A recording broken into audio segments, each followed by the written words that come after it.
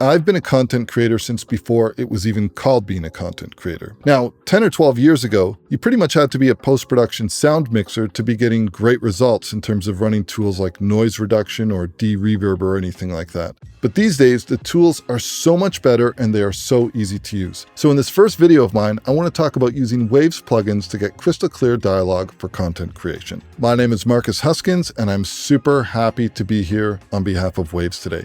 So first things first, if you haven't already done so, be sure that you are subscribed to the Waves YouTube channel. Also hit the bell icon so that you can be made aware as new content becomes available. Now, the first thing you'll notice over here is that I'm actually working in DaVinci Resolve. So anytime I'm doing content, I am now working in DaVinci. So first things first, let's take a look at the examples that I prepared today. Basically what we're looking at here is we have a couple different examples that are varying degrees of quality. So if we take a listen to the first one, over the last couple of years, there's one device that has become increasingly popular, and that is the 2.4 gigahertz prosumer lavaliers. Okay, so in this example, we have pretty much just one case. We have a little bit of noise that's happening, an ambient broadband noise that's happening in the background. In addition to that, we have a little bit of bounce. Now, next up, we have the same microphone, which I was just handheld over here, but I moved to a different room. Take a listen to this example. And now you'll hear that we have a whole new set of problems. So for example, in this room, we have lots of reflections that are happening. In addition to that, we also have something like you could have a water cooler that's on or a fridge that's running. Okay, a little bit worse in terms of the example. And then last but not least, let's take a listen to this third example. So here we have a slightly different problem. In this case, we actually have an air conditioner that is going off in the background. So what I want to do is go over a Waves signal chain that can tackle pretty much anything that you're going to throw at it. We're going to design it, and we're going to use the first clip to design it, and then we will be able to create an effects chain that we can recall, and then we'll see how quickly it is to apply it to other audio sources. Okay, so let's move back to the very beginning. The very first plugin I want to take a look at is Waves F6. When you're working on dialogue tracks or voiceover tracks that are going behind content creation, it is not the same as a music track where we are trying to get something to have a super high polished sheen, or maybe something like an intimate vocal where you have a huge proximity effect, unless of course that's what you're going for. In this case, the very first thing that I'm going to be doing is employing some basic filters that are just going to take off the low end and the high end. So first things first, let's start with our low cut. Over the last couple of years, there's one device that has become increasingly popular. Now, in terms of setting this up, the way that I pretty much have always done it is I'm pulling this just to the point I hear it, and then I'm pulling back a little bit. If you have some low proximity in your voice, like I definitely do, I'm not looking to thin it out too much. I just don't need anything that's happening in the super low frequencies. Now, next up, let's move our playhead over a little bit here. I'm going to take a look at the high cut. Over the last couple of years, there's one device that has become increasingly popular, and that is the 2.4 gigahertz. It's the same thing in this case. So I'm basically just doing a simple filter to get this going. Now, one thing that used to be in my template that I have now taken out is I have a particular frequency in my voice. If we isolate that for a moment and listen to it, over the last couple of years, there's one device that has become increasingly. This is a little bit harsh in my voice. So basically the way that I've been tackling this is if you use a plugin like the F6, we can set a range, we can set a threshold, and then basically we can have this be dynamic. So this is something that we can do. That being said, I'm actually going to deactivate this because I want to tackle this in a slightly different way. So that is our first step, is filtering out and getting rid of anything that we don't need for our dialogue. Second step, we are going to move over to our noise reduction. So in this case, we are going to be working with Clarity Vx Pro Mono, but this will also work with Clarity VX. Now, whereas some noise reduction plugins actually require you to learn a profile and make sure that you've isolated that perfectly, this one doesn't necessarily work that way. It is so simple to use. We have one knob. Let's listen to just the isolated noise. So we can hear that. Now watch what happens if I bring this in and just dialing up this knob. Over the last couple of years, there's one device. That's it. The noise is taken care of. And now if we play this in context of where the dialogue is, there's one device that has become increasingly popular, and that is the 2.4 gigahertz prosumer. Now there are some advanced controls here if you would like specific control and you want to offset the noise reduction, but in this case, it just does such an amazing job. We also have a couple different choices in terms of Broad 1 HF, Broad 2. Feel free to demo these out to see if you get a better result, but for the most part, you're just going to turn up this knob and it's just going to work. Now, next up, we're going to take a look at our DeReverb. And I want to make note of something. The order that I'm doing things here is actually very important because the idea with dialogue and voiceover is that we want to first take care of the potential problems that we have. And then once we've taken care of those issues, we can then sweeten things. We can even out our dynamics. We can apply additional processing if we need to do any de-essing or things like that. But it's first about correcting the issues, which in this case, in this particular recording, is that we have some ambience noise, so some broadband noise, and then we have some bounce or some reverb or some echo in this room. Let's take a look at DeReverb. Now I'm going to just reset this. Let's do a full reset, and let's start from scratch over here. What I'm going to do is I'm just going to press play, and this again here, whether you're using Clarity Vx DeReverb Pro or Clarity Vx DeReverb, it's the same concept over here. I'm just going to start dialing this up. Over the last couple of years, there's one device that has become increasingly popular, and that is the 2.4 gigahertz prosumer lavaliers that are wireless.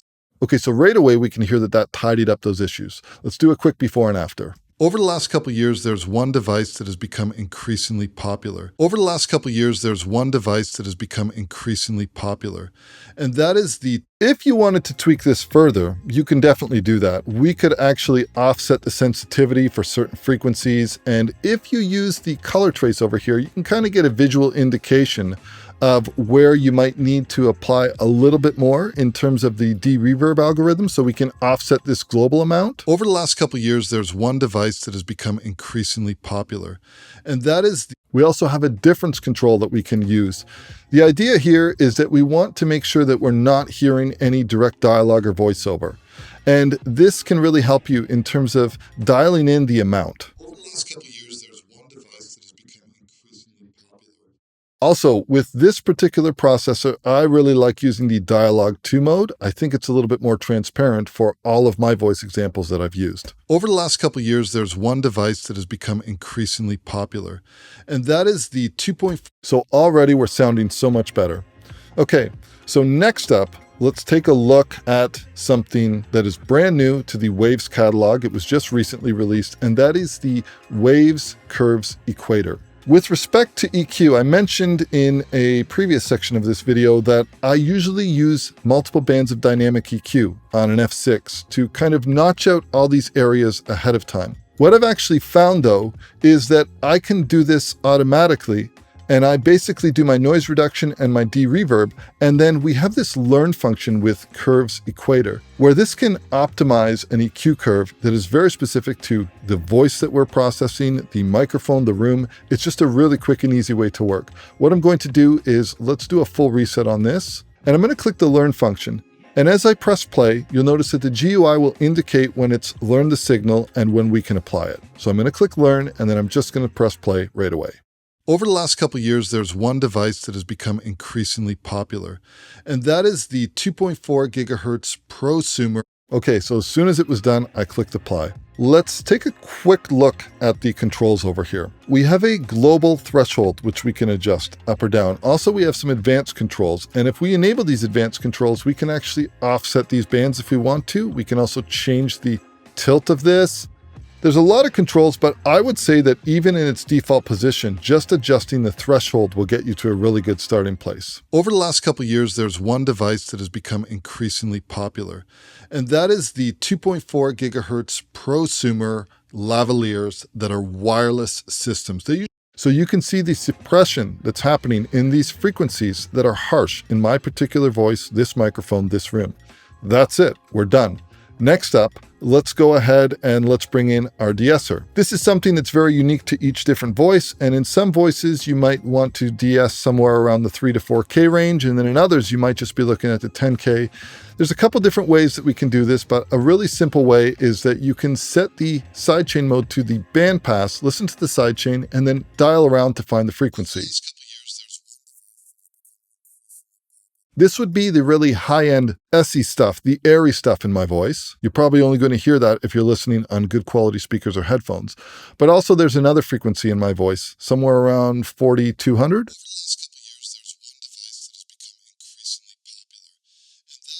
Now what I'm going to do is just make a decision on which one I want to use.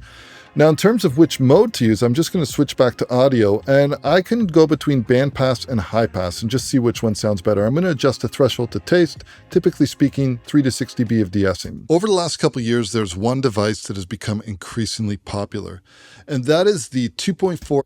Perfect. We're in a good spot. So that is now taking care of the S's, the harsh S's that I have in my voice. And last but not least, let's take a look at the compressor. This particular compressor sounds good no matter what you use it on. It is very, very easy to set up, and you have a couple different modes in terms of auditioning and trying different things out. Let's go ahead and take a quick listen to how I've set this up. Over the last couple of years, there's one device that has become increasingly popular, and that is the 2.4 gigahertz prosumer lavaliers that are wireless systems. So this is very simple. In terms of our ratio, I'm just choosing a ratio. I usually start somewhere between 2.5 and 4 to 1. In this case, I just kind of dialed this in manually. Threshold to taste, and then makeup gain to taste. Over the last couple of years, there's one device that has become increasingly popular. So that is it. We have our whole entire chain now. I'm going to do a before and after. Let's disable everything together, and let's actually play from a different part here because I'm starting to get tired of that line. So here's our before. You'll see a lot of different content creators that are actually hand-holding these in front of the camera. So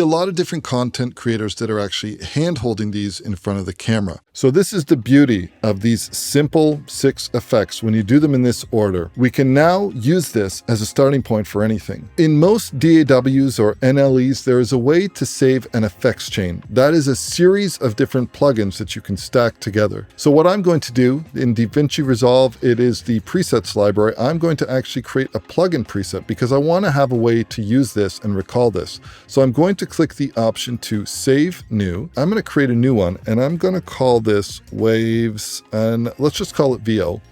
And I'm going to give it a little space here, and I will click OK. So now I have this available as a preset. Now, the beauty of setting things up the way I have done here is that you can literally apply this to anything. So here is an actual video that I have already posted, but if I play this dialogue was not recorded with a lavalier microphone or a prosumer setup. This dialogue was recorded with my Zoom F8N Pro. It was recorded with an indoor shotgun microphone, but it is still susceptible to a little bit of room reverb, and definitely my dynamics need to be taken care of. So you can see over here all of this manual tempo detection. So what I'm going to do is let's hop. Now watch how easy it is for me. With pretty much just one click, I'm going to apply the exact same preset to this. I'm going to choose my preset that I made, Waves VO. We're going to patch that into the MHVO, and let's take a listen to see how it did. I won't even bother changing anything. So you can see over here all of this manual tempo detection. So what I'm going to do is let's hop over to the exact same session. So you can see how doing the work once, that once you have this set up and you have this saved, you can literally apply it to any dialogue or any voiceover chain. You may have to tweak some of the settings, but in general, this will give you an amazing, crystal clear starting point for all of your voiceover and dialogue tracks. My name is Marcus Huyskens, and I will catch you in the next video. Cheers.